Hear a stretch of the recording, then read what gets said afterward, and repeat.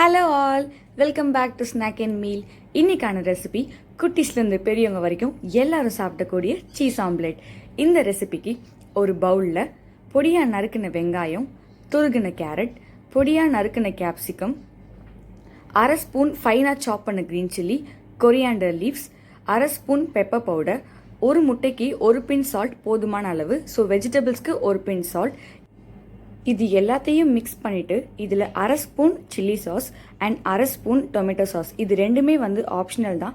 இப்போது 2 எக்ஸை ஆட் பண்ணிவிட்டு அதில் ஒரு பின் சால்ட் ஆட் பண்ணிக்கோங்க. மொத்தமாக 3 பிஞ்ச் சால்ட்.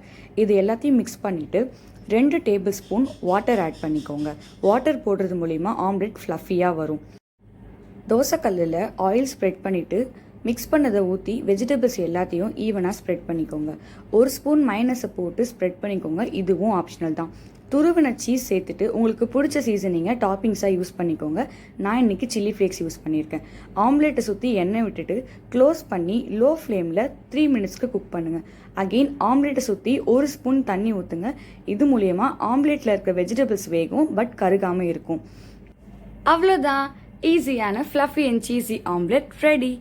இந்த ரெசிபி எப்படி இருக்குன்னு ட்ரை பண்ணி பார்த்துட்டு கமெண்ட்டில் சொல்லுங்கள். இந்த வீடியோ உங்களுக்கு பிடிச்சிருந்தா லைக் பண்ணுங்கள், சப்ஸ்கிரைப் பண்ணுங்கள், பக்கத்தில் இருக்க பெல் ஐக்கானை கிளிக் பண்ணுங்கள்.